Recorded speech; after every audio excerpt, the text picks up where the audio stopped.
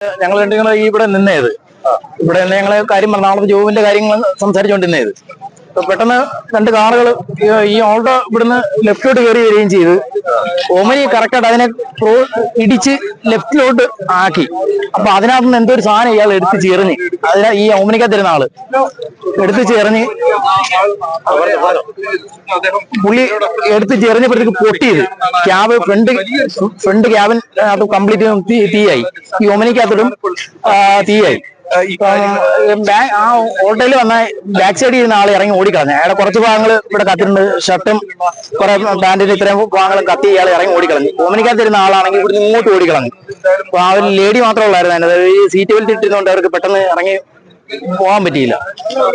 ആദ്യം ഒരു trip പെട്രോളായിരിക്കാം, petrol അത് എറിഞ്ഞോണ്ടായിരിക്കും അത് പൊട്ടി, ക്യാബ് പൊട്ടിയത്.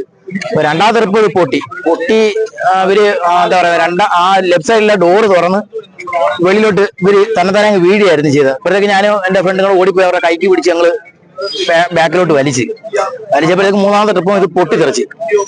അപ്പോഴത്തേക്ക് ഇവരുടെ കംപ്ലീറ്റ് ഒരു 100% ഒരു 98%ഓളം കത്തി കരിഞ്ഞിട്ടുണ്ട്.